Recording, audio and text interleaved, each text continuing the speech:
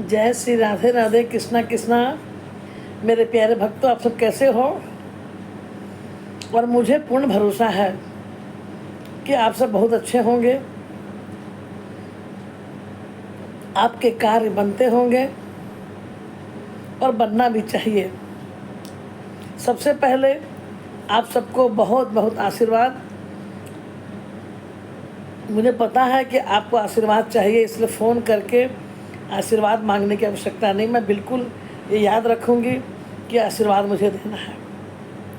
चलिए, आज एक नए सब्जेक्ट में जुड़ने जा रही हूँ और ये हम सभी के जीवन में बहुत ज़रूरी है, क्योंकि अगर ये जो सब्जेक्ट है ये हम, आप और हमारा परिवार इससे जुड़ा हुआ है। और इस वीडियो को मैं नहीं कहूँगी कि आप मुझे लाइक कीजिए। अगर आपके मन में कहीं भी लगता है कि जो मैं कहने जा रही हूँ कहीं न कहीं आप उस परिवार में कहीं खड़े हैं या आपके जीवन में बीता है, तो ही आप लाइक कीजिएगा और शेयर तो आपकी इच्छा। लेकिन उसके पहले आप हमारा बेल आइकन बजाकर जुड़ जाए ताकि हमारा नोटिफिकेशन आपके पास पहले पहुंच जाए और आप वीडियो को देख सकें।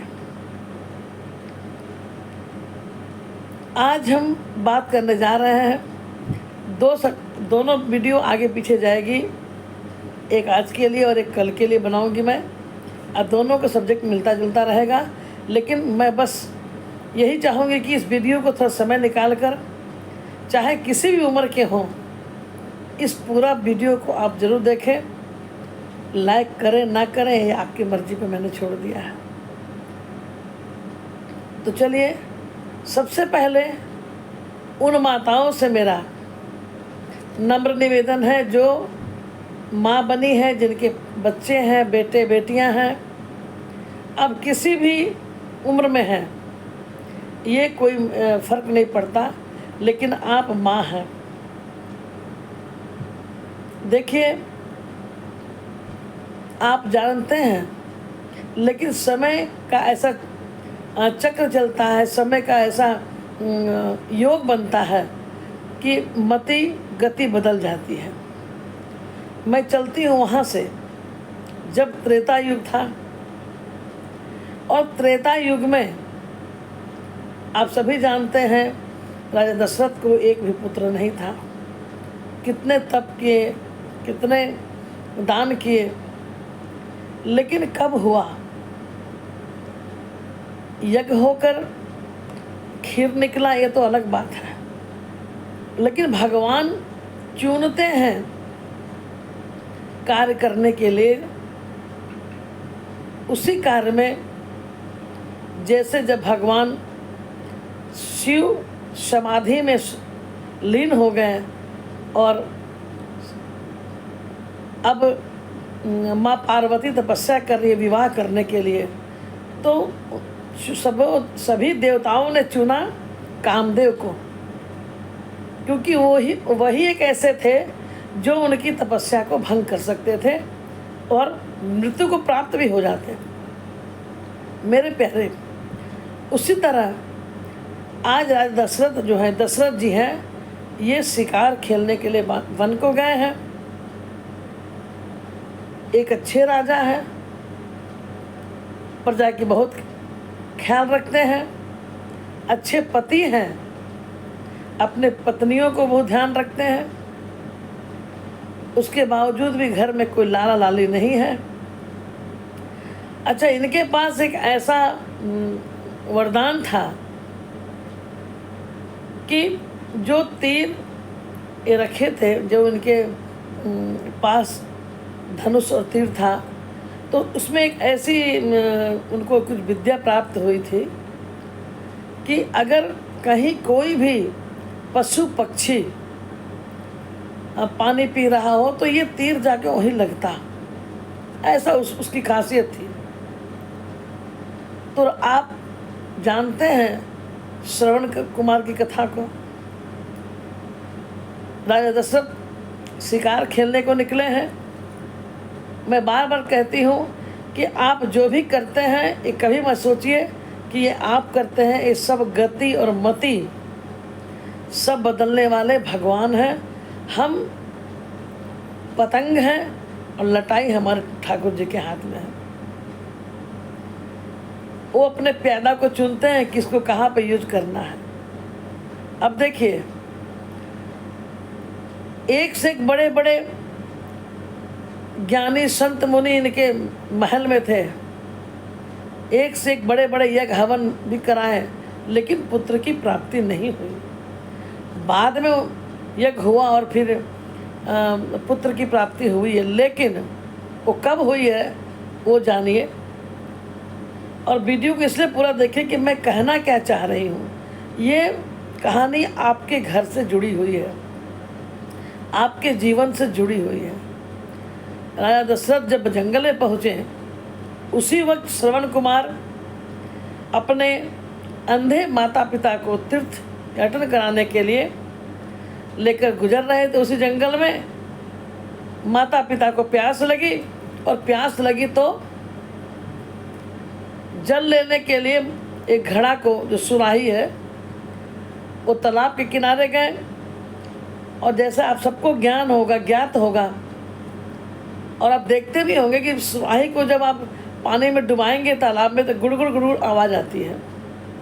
और ये गुड़गुड़ की जब आवाज़ आई तो राजा दशरथ को ऐसा लगा कि कोई हिरन पानी पीने के लिए तालाब के किनारे आया है। और उन्होंने ध्यान किया और तीर को चलाया। तीर जाके श्रवण कुमार को लग गई। चाह कर भी वो बचा नहीं सके। श्रवण कुमार की मृत्यु हो गई। और जब जल लेकर राजा दशरथ पहुँचे हैं उनके अंधे माता पिता के पास, तो माता पिता को आभास हुआ कि ये मेरा पुत्र श्रवण कुमार नहीं है, ये जरूर कोई दूसरा कोई है। बहुत पूछने पर इन्होंने कहा कि हाँ, मैं हूँ दशरथ, अयोध्या का राजा। मुझसे गलती हो गई है, मुझे माफ़ कीजिए और दंड दीजिए। मैं दंड स्वीकारने के लिए मैं तैयार हूँ। आप दंड स्वीकार कर रहे हैं, लेकिन किसी का पुत्र का निधन हो गया। वो माता ने क्या कहा? दोनों माता पिता ने श्राप दिया, जाओ दशरथ, हम दोनों तो अंधे हैं, पानी नहीं पिएंगे, और नहीं पिएंगे तो प्यास से तड़प तड़प कर मर जाएंगे, मृत्यु हो जाएगी। लेकिन हम यही श्राप देते हैं कि तुम भी अपने पुत्र के वियोग में तड़प तड़प के मेरी तरह ही मरोगे।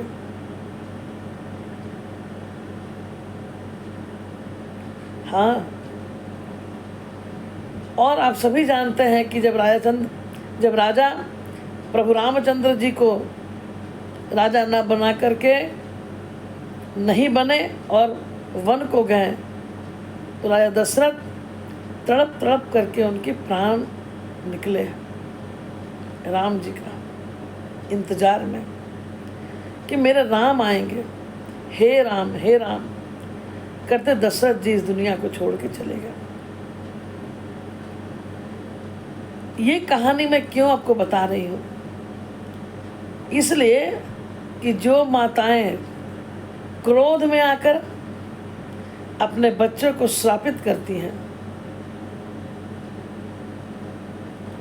गालियां देती हैं, क्रोध खत्म हो जाए तो बड़ी दुलारती हैं, उनसे मैं प्रार्थना करती हूँ कि ये गलती आप कभी ना करें।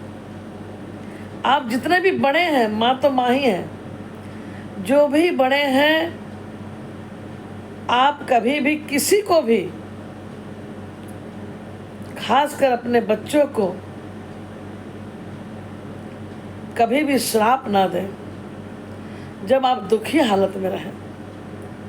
क्योंकि इससे एक बात तो पता चलती है मेरे प्यारे, कि भगवान भी ऐसे श्राप को, क्योंकि माता से बड़ा कोई भी नहीं है।